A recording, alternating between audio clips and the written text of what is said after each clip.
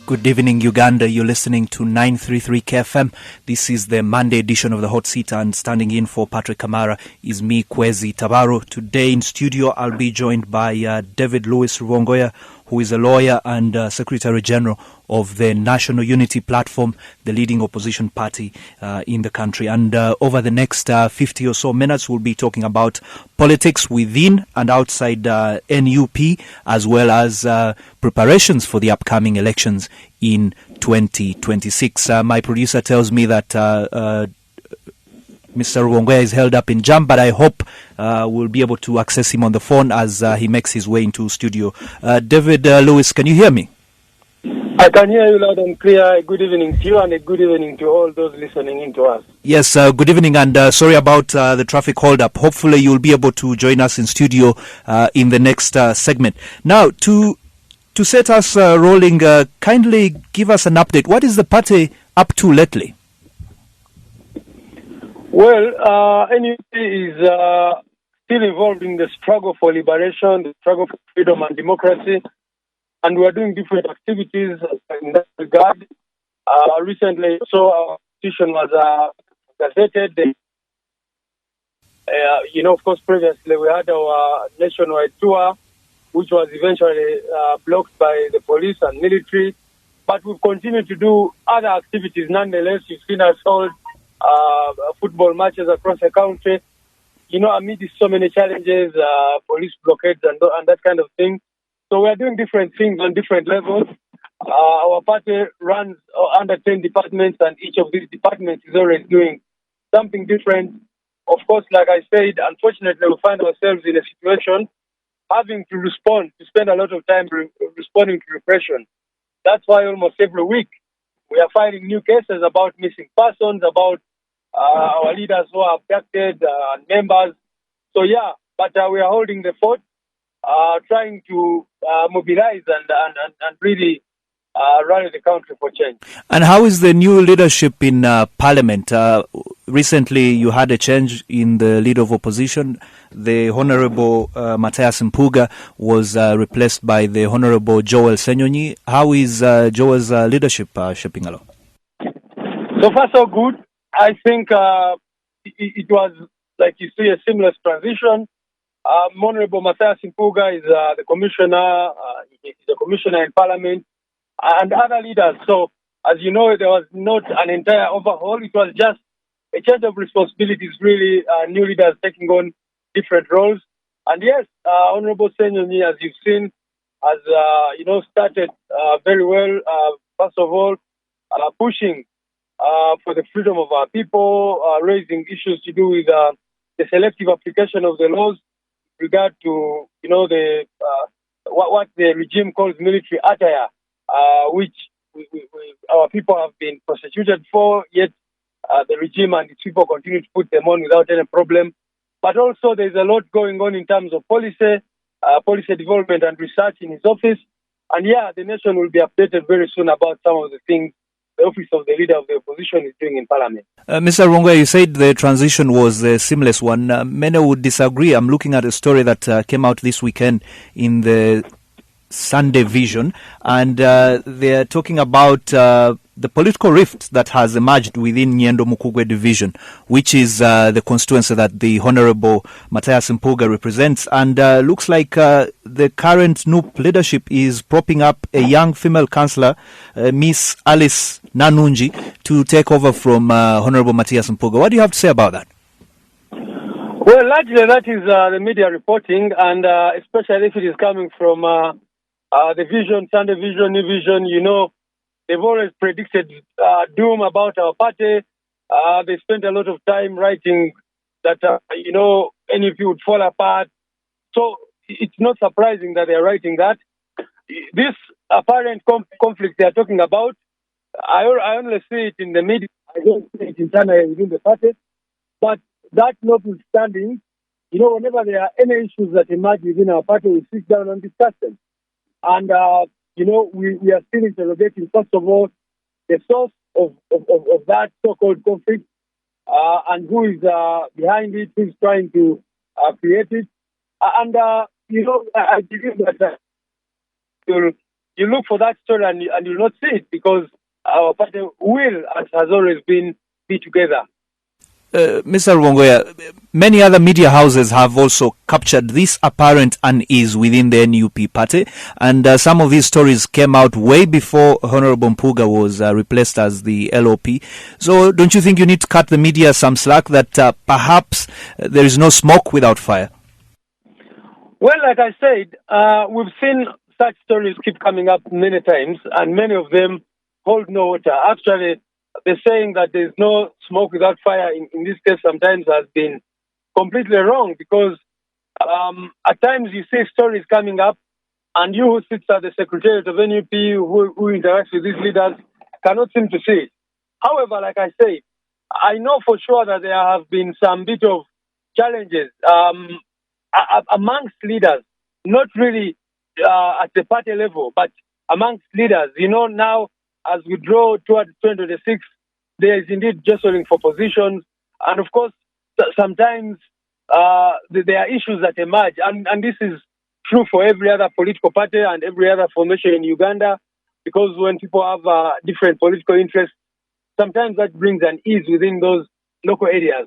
But I wouldn't want to say that brings about a crisis in NUP as a party, because if there is a problem or if there is a contestation in any part of the country, then we should look at that as a local issue and not as a national issue that should, be looked at as an effort by the party to prop up someone against another person. You need to remember that the Honorable Mathias Mpuga is our deputy president in charge of Uganda region. That was going to be my next question, because again, according to this media report, apparently NUP party sent officials to do some groundwork within Nyendo Mukugwe constituency without his knowledge.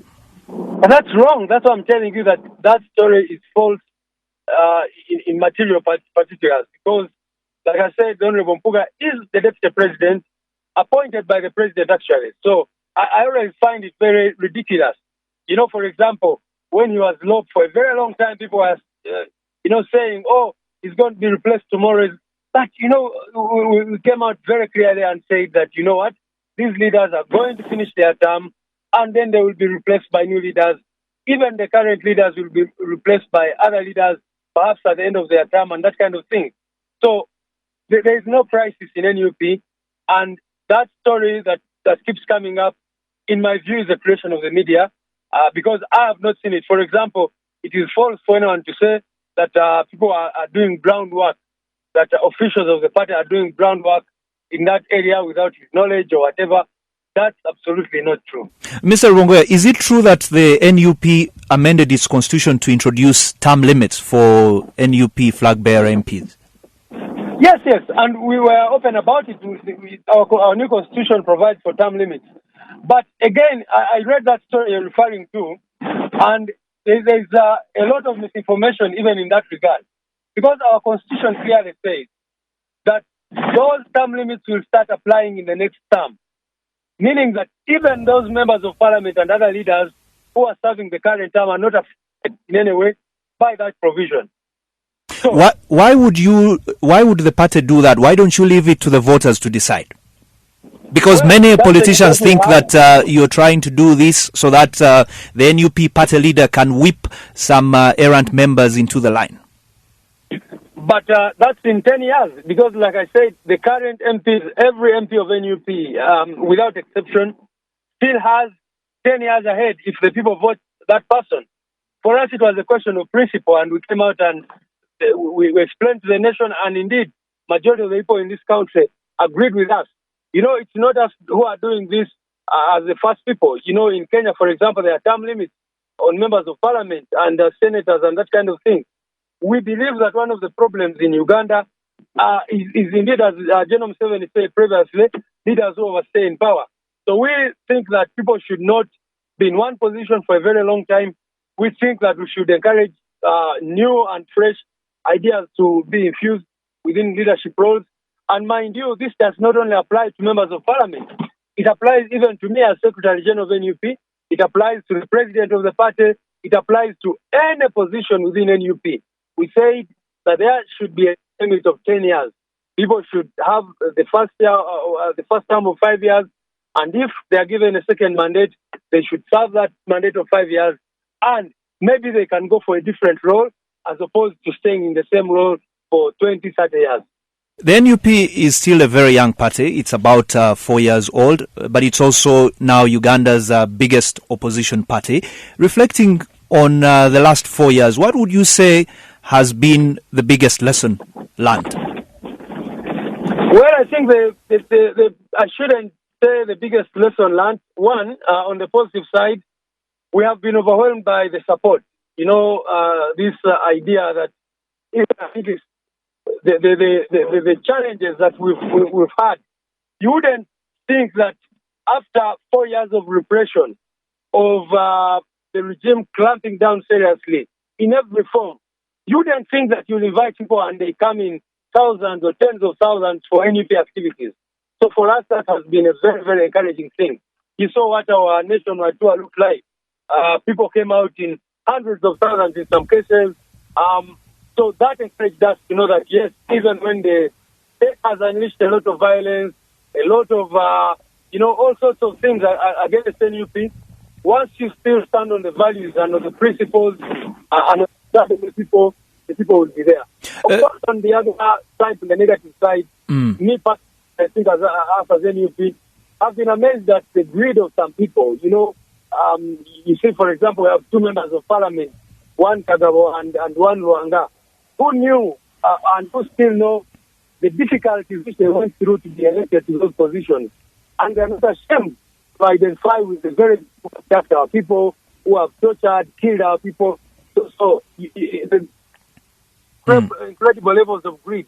You would imagine, you would expect that at the level of a member of parliament, someone is beyond that. So, for me, that's one thing I can say has been very negative. Mid last year, the party had garnered quite a lot of momentum with your nationwide rallies, and many thought that this is momentum that would continue well into this year and possibly next year ahead of 2026.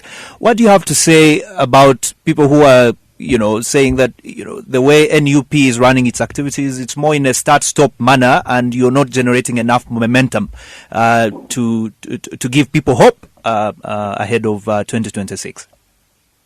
Well, we do different things and at a specific time. For example, you very well know that our president has been very, very, has been on an international offensive. There's a lot of work going on in that regard. The documentary Bobby Wine, the People's President, has been nominated for the Oscars, which is an extremely important step because now that film about the repressive regime in Uganda will be watched by millions of people across the world. And so there are different things we've been doing. So on one hand... But Louis, many would argue that ultimately it will be the Ugandans to decide. Don't you think that a lot more of that effort should be spent mobilizing your supporters here? But the supporters are actually already mobilized. The biggest problem in our view is, one, the repression of the regime. Number two, the fact that the regime continues to receive a lot of support internationally. It continues to receive a lot of, aid and assistance, and which is used to actually buy weapons to repress the citizens and do all sorts of things to us. So that's one of the things why we believe that, we need to cut off some of those,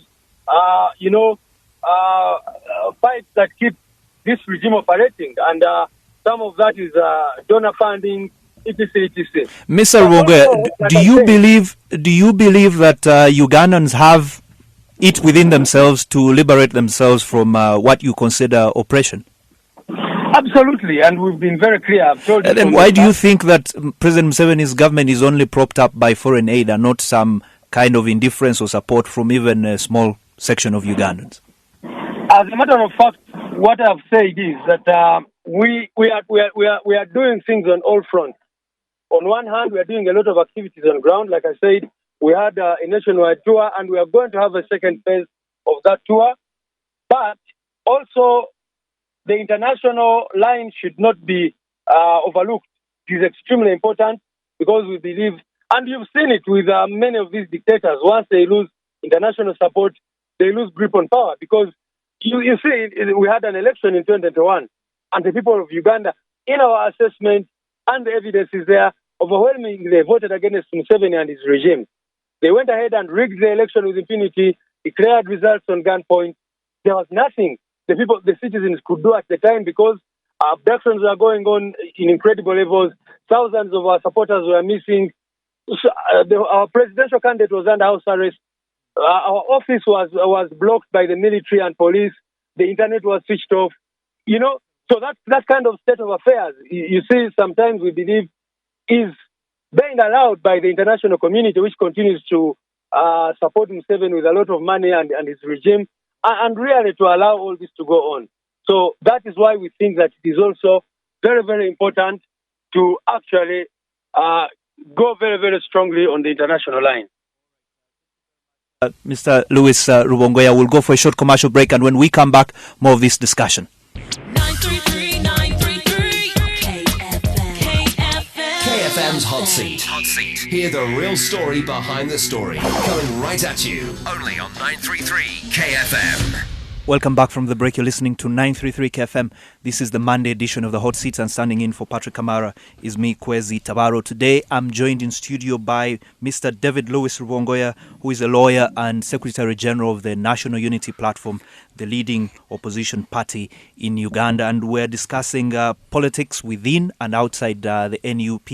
In the first segment, we talked about the apparent unease within the party amongst what many consider the moderates, more established politicians that recently joined NUP from other traditional parties, as well as what many consider the youngsters, the firebrand members of the party. And this is all playing out in Nyendo Mukugwe division in Masaka City, which happens to be the constituency represented by the Honorable Matthias Mpuga, the outgoing leader of opposition. In studio now is David Louis Rubongoya, who has eventually made it. Louis, we're talking about the last 4 years of the NUP party. Today also happens to be the 42nd birthday of the NUP founder and president, Mr. Robert Chagulanyi. When you started this movement 3-5 years ago, you were fairly young people in your mid to late 30s. As you enter your 40s, adulthood has certainly set in, and more is expected of you.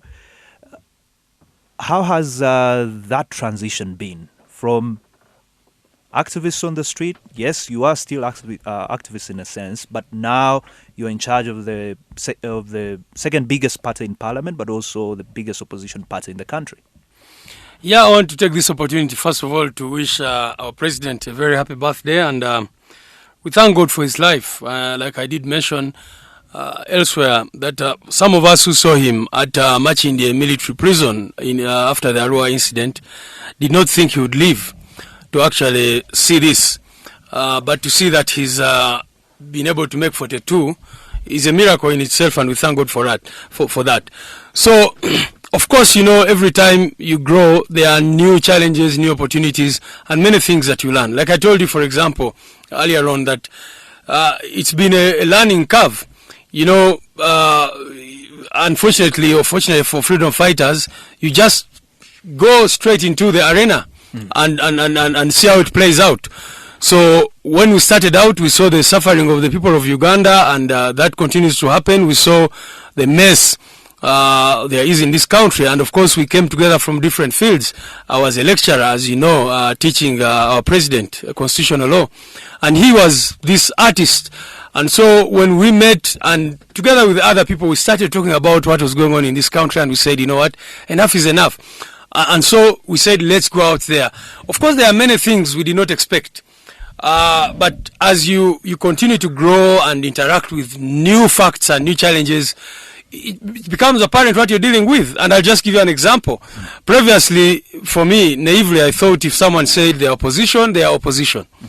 And so it was very easy to trust Norbert Mao. It was very easy to, because it was the Honorable Norbert Mao, the Honorable Norbert Minister Mao. for Justice. Exactly. It was very easy. But as we went along, one time our president was under house arrest, and he managed to escape, and he met some opposition leaders, quote unquote.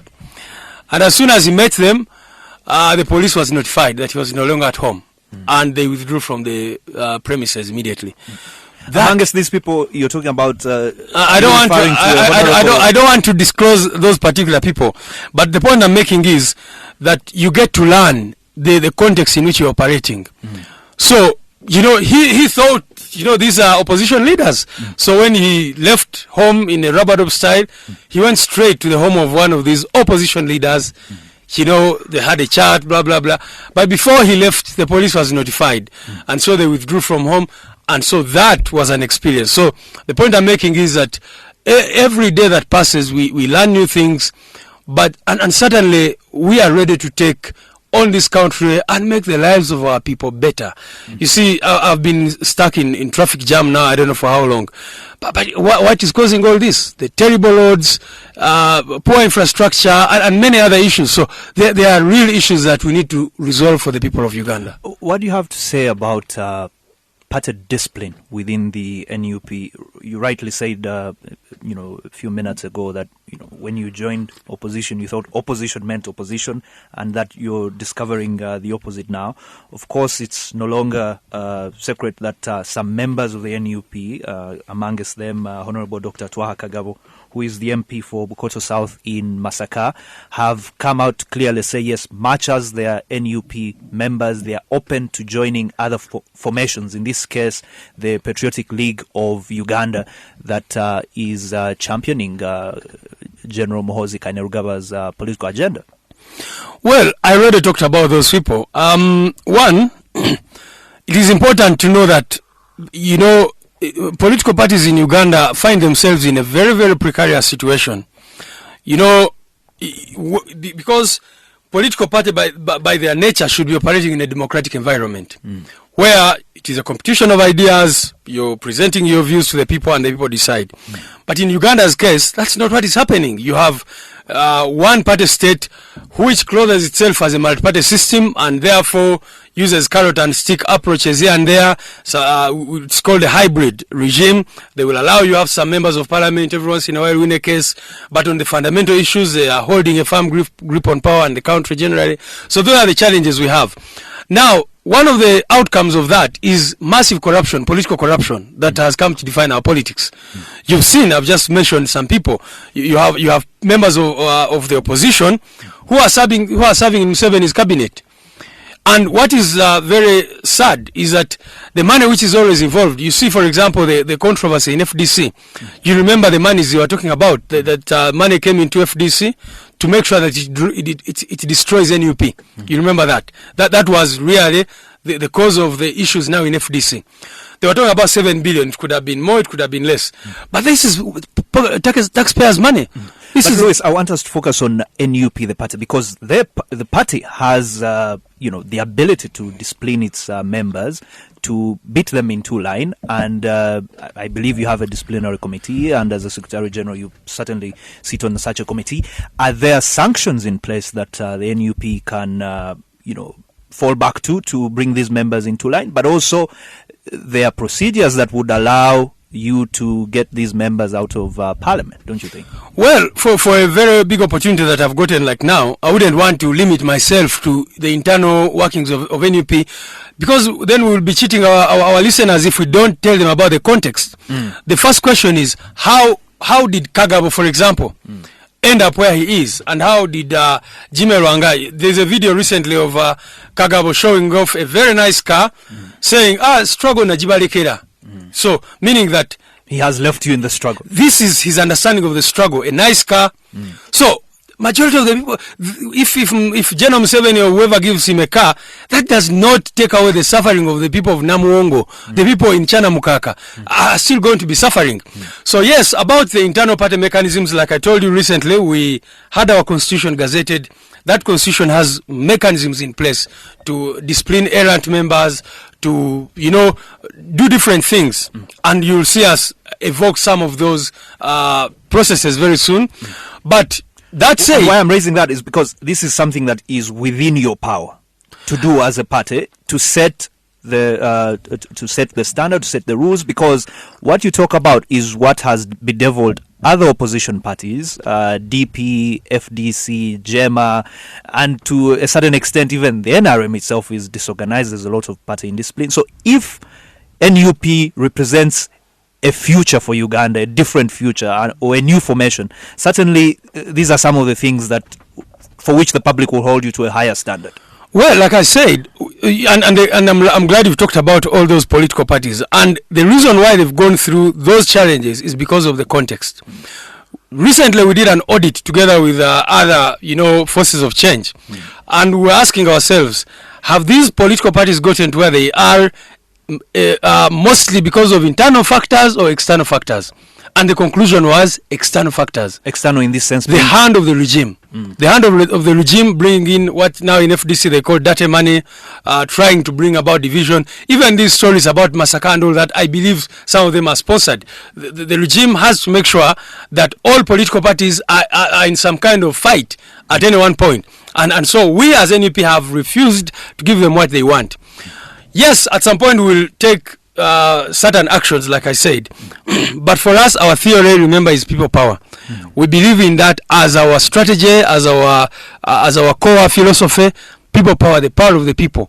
And so any errant person who betrays the people, we subject that person to the people. Certainly on that. And I know the supporters of NUP in Bukoto South who voted in the previous election have not gone away. Are you trying to engage them to see if they can recall their member of parliament if he indeed no longer represents them? But under the current constitution, it's no longer possible to recall such members of parliament.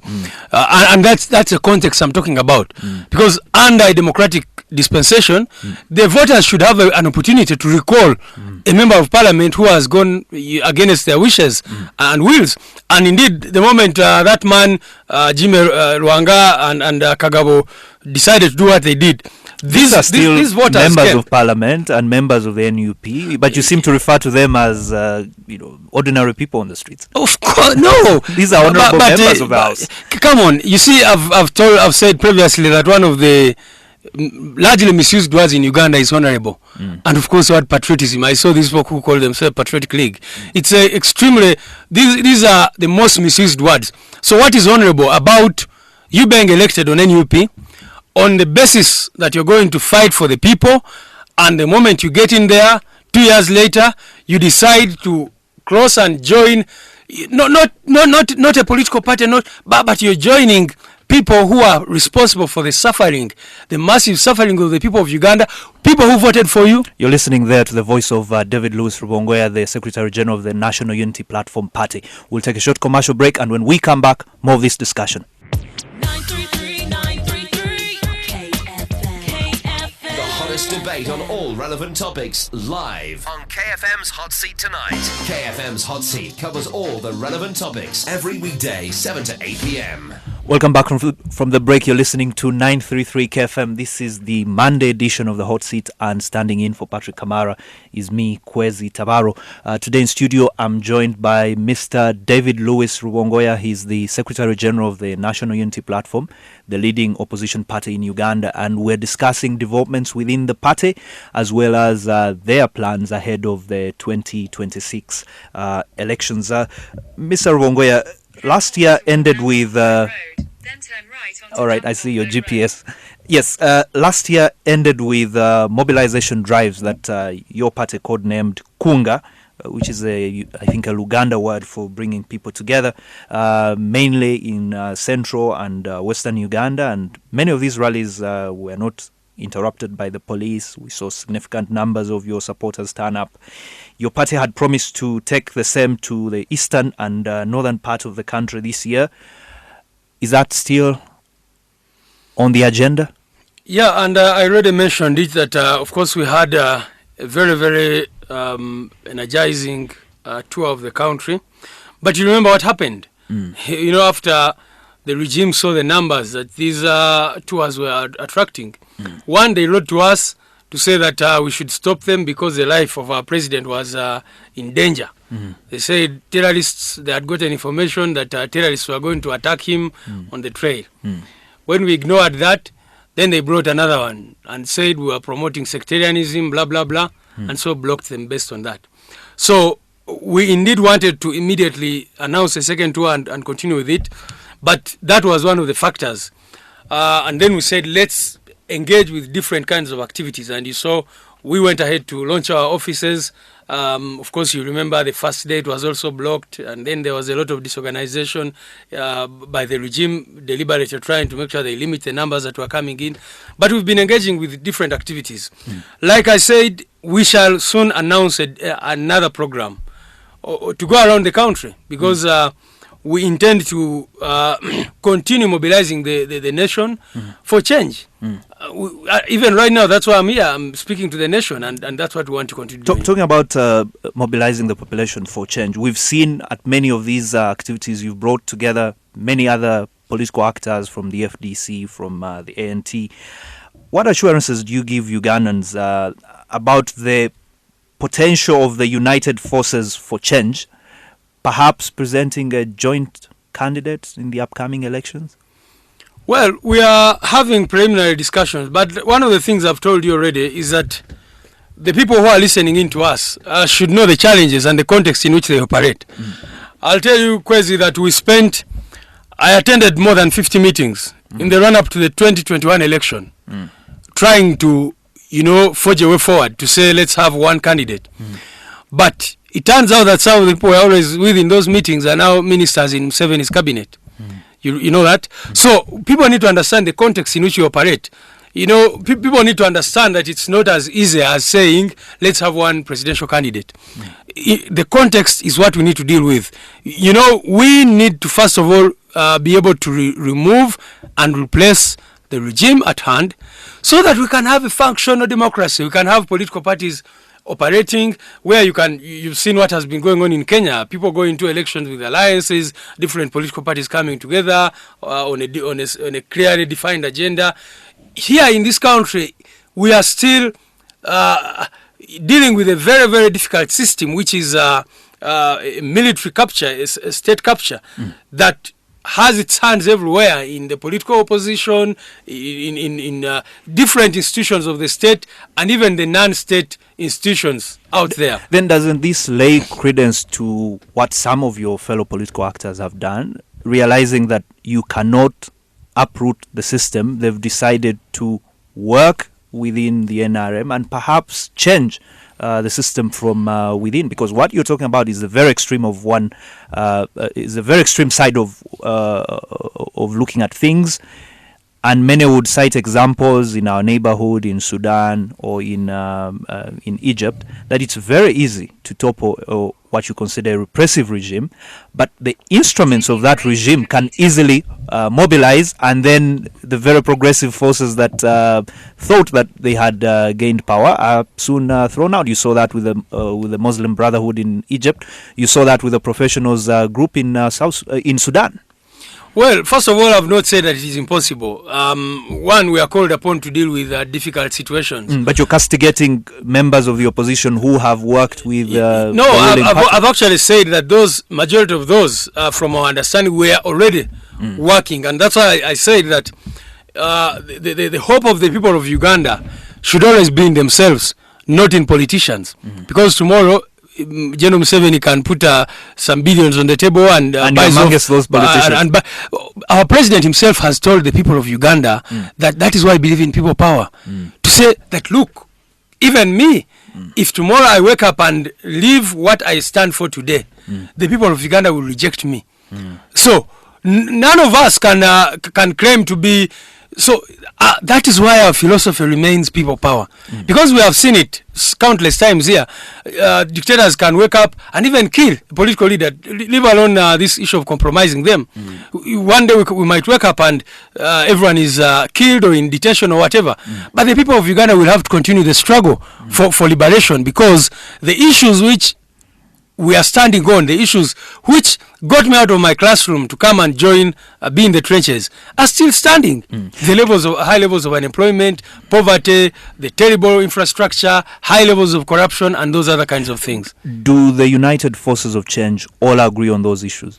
Of course. In terms of, we have what we call a minimum agenda. The United Forces of Change all agree that, first of all, our country is under capture and we need to free our nation from this capture. With regard to going into the next election, that's a debate we'll have. But right now what we're engaging with as the United Forces of Change is to rally the population for change. Because like we've said, dictators, some of them have fallen before elections, others have fallen during elections, others have fallen after elections.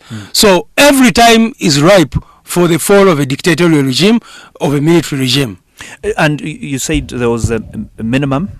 A minimum agenda, a minimum a plan of action. Yes, many Ugandans, when they listen to some of the political representatives of the United Forces for Change, they're left wondering whether there is even a coherent idea on what exactly needs to be done, because one day you're dismissing the current government and saying it's illegitimate, and then on the other hand you're tussling it out within your parties to take up positions within what you consider to be an illegitimate government. Yeah, of course. One of the things, like I told you need to understand the context. And our context is not very different from, for example, what is happening in Zimbabwe right now. In Zimbabwe, first of all, our brother Chamisa, the regime took over MDC, the leader of opposition, and he started another formation called CCC, Citizens Coalition for Change.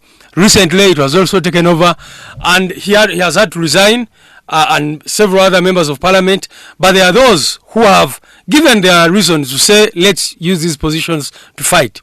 So once you're dealing with regimes of this nature, you find that there are all these ideas that keep coming in and the contestations.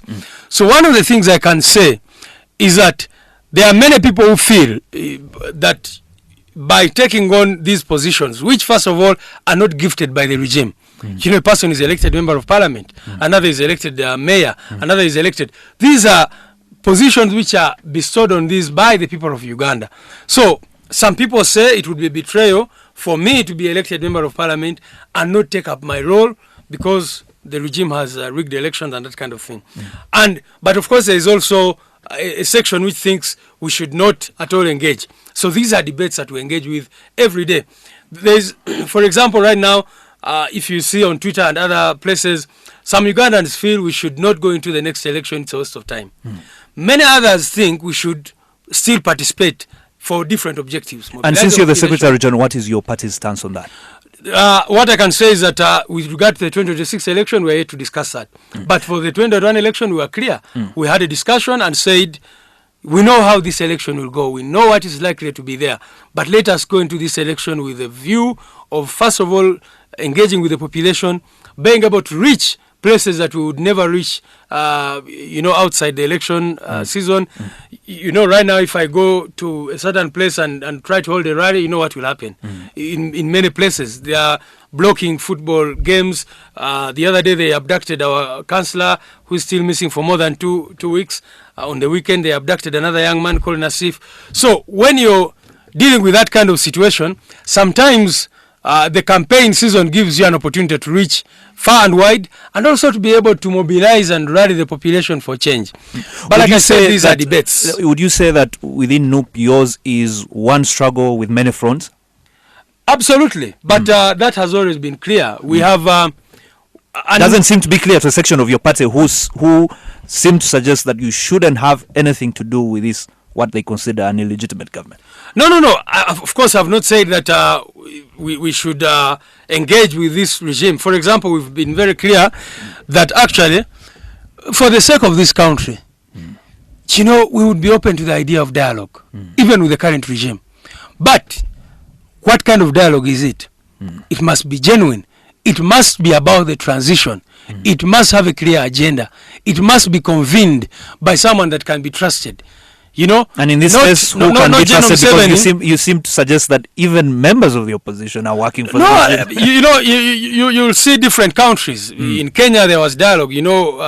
Who presided over the dialogue. You look at the DRC at some point. You look at South Africa when they are dealing with the apartheid regime. Some actors may be internal, others might be external. But the point has always been that General Museveni and his regime believe in cooptation. That is their strategy of dialogue. That is the idea of dialogue. Get Mao, appoint him a minister, get so and so, give them some billions of taxpayers' money, and then that's dialogue for them. For us, we have been saying that if there is to be dialogue, it should be about the future of this country. Thank you very much, David Louis Rubongoya. We'll take a short commercial break, and when we come back, NUP's international agenda. 933 933 KFM KFM's Hot Seat. Hear the real story behind the story. Coming right at you. Only on 933 KFM. Welcome back from the break. You're listening to 933 KFM. This is the last segment of the Monday edition of the Hot Seat. I'm standing in for Patrick Kamara, Kwezi Tabaro here. And in studio today, I'm joined by David Louis Rubongoya, who is the Secretary General of the National Unity Platform Party, the leading opposition party in Uganda. Over the last 3 quarters of the show, we're discussing developments within the party internally. But David, I wanted us to spread our wings a little bit on this issue of the missing NUP supporters. It's an issue you've raised domestically, but also it's been a key segment of your international campaign, highlighting, the occurrences during the last campaigns, but also the disappearances of people in these vans called drones in the aftermath of the election. This featured prominently in the documentary Bobi Wine, the People's President. What do you intend to achieve with this international campaign about your missing people? Yeah, well, first of all, it's very, very sad that in 2024 we're talking about missing persons. Immediately after elections, we had over 5,000 people who were being detained in unknown places. Of course, majority of them were freed after months of torture, of all sorts of things, to a point that we had about 30, and then several of them were eventually freed. Now there are 18 people who are missing from the election. But since then, abductions have continued. Almost every week, we receive a report of an abduction. People are taken for 3 months, 4 months. There's something that happens which we still don't understand. Every person who is taken is injected with different substances. They don't understand. So it's a very, very tragic state of affairs. That you have 18 families who do not know the whereabouts of their people. Chibalama John Bosco was taken in 2019. Many others were taken in 2020. Others were taken in 2021. And sadly, these abductions have not stopped. I've just told you about Owen Mwanga. He was picked up on the day we screened the documentary, Bobi and the People's President, at office. Later on, this police spokesperson came out to confirm that he's in the hands of security. But up to now, he has not been taken to court. His family has not been able to access him. Nobody knows where he is. On the weekend, they took away one Mulindwa Nassif, who has been working with a group called Freedom Borders. These are border guys who believe in change, who believe in our president. And we don't know where he is. So these abductions have continued. And if you've followed our posts on social media, almost every other week or 2 weeks, we are talking about a new abduction. Have you made any progress on getting back the 18 missing people? Because this is an issue you raised in Parliament. There was a boycott of parliamentary sessions by the opposition. The Uganda Human Rights Commission was involved at some point. The Minister of Internal Affairs had to make a statement. What are the latest developments? Yeah, so that's what I was coming to. First of all, give the situation analysis and then talk about what has happened and why are we doing what we're doing internationally and all that. One, you know that the institutions in Uganda are really part of the problem. You have the Uganda Human Rights Commission, which is headed by one Maria Mwangadia, and you've seen how she speaks about human rights. Really, even a first-year law student, in my honest opinion, would do a better job as a chairperson of Human Rights Commission than Maria Mwangadia. Without discussing personalities, if we stick to the issues, this is a very, very important office she holds. You cannot come out and say these are Chiwani when they are families. You see them every day crying. These families have reported to UHRC, they have reported to the police. We have recently filed a case in courts of law. We have gone to Parliament, and then she comes up to say, Bibi Achiwani. But so don't you think the Uganda Human Rights Commission has, or at least in the course of this issue, has been helpful in highlighting your issue, bringing it to the attention of the House? And no, they are not the ones who took it to the House. It was the Lope and his team who took it to the House. But I saw correspondence between your party and the Human Rights Commission. Of course, we have been filing cases almost all the time about these missing persons. And like I said, every time a person disappears, we either go to court for habeas corpus or we write to the Uganda Human Rights Commission. And many times when these young people are released, with wounds and torture marks and all that, we again report to the UHRC or the courts of law to see if these cases can be handled. So that is why, for example, we had to go to the ICC, file a case there. That is why we have been on an international offensive. Because we know that the institutions in Uganda are not working. So you've exhausted all possibilities of dealing with this issue domestically? We have not yet exhausted all of them. Like we want to be on record. That's why we've been to Parliament. We have engaged the UHRC. We have engaged the UN Human Rights body here before it was eventually closed down, the UN Human Rights Office. But we have also engaged international mechanisms. Like I said, we have gone to the ICC, but also we've been talking to the to these funders who give Uganda money to say evoke the Magnitsky sanctions, for example, against renowned human rights violators. If people are violating human rights with impunity, and maybe they are sanctioned and they cannot travel to Europe and to the US and other places, maybe that's something. Because for them, the impunity is too much. They know that the Ugandan systems cannot touch them. You remember one time when people took General Kaihura to court. You remember that incident? And then the court was raided. So, if you cannot rely on courts of law to give you justice, but like I said, we still file these cases to be on record. Okay, but have you made any progress with Ugandan institutions? In this case, I know the Prime Minister was keenly involved in this matter. The Prime Minister, Robin Anabanja, said that Chibalama is in their hands. She said that on TV. This was a few years ago. Yes, and up to now, Chibalama has not been found. We've been asking her, and I still ask her on this show, where is Chibalama? Because she said that Chibalama was arrested in her statement from Kachiri, that he was being accused of killing policemen and that kind of thing. So where is he? Take him to court if he committed an offense. So no progress on any of the 18 missing persons? No progress whatsoever, except extortion. Many people have been coming to tell these people, oh, I know where your person is, give us 2 million shillings, and then the person all of a sudden switches off their phone. So it's been, it's such a horrific situation, especially for these families. And apart from the international campaign, what else are you doing as a party to make sure that these 18 missing people are brought back? Like I said, there are not only 18. There are many that we've been fighting for, and we continue to fight for them. And we are not talking about the 18 only. Remember that we have our people are still in detention at Chitale and other places. We have a robust legal team which is representing them, following up on their cases.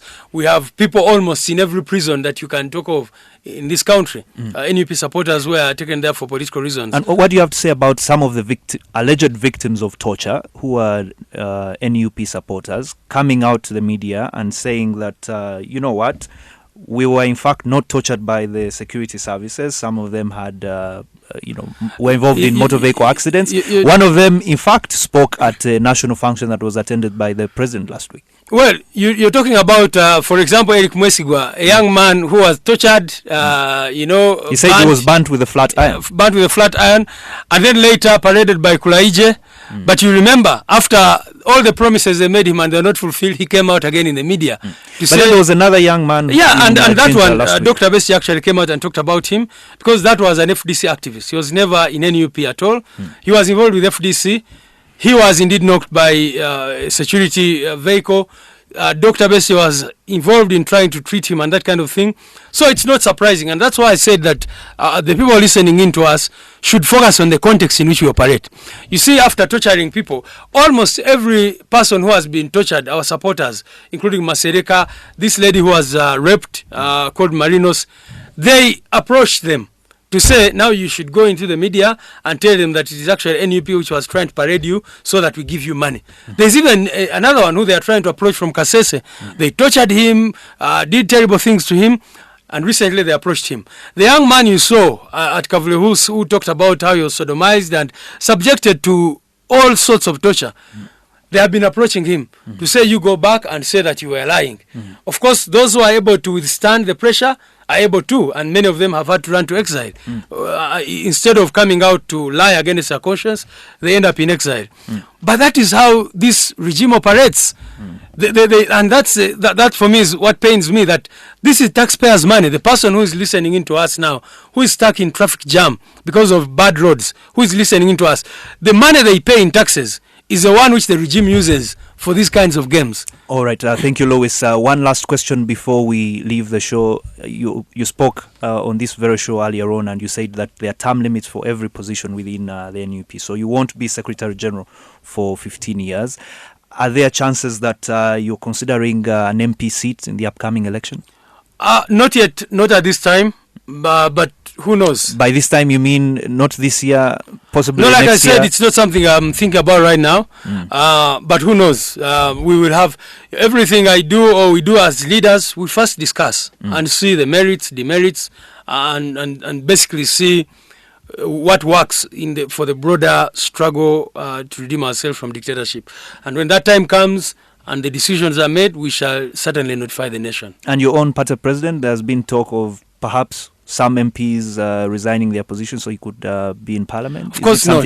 That's not something he has considered. That's not something that has been discussed. All right. Thank you very much, David Lewis Rubongoya. You've been listening to the National Unity Platform Party Secretary General, David Lewis Rubongoya, and we've been discussing internal developments within the party as well as NUP's agenda for the country. We'll be right back tomorrow with an even interesting topic and more discussions on this. Good night.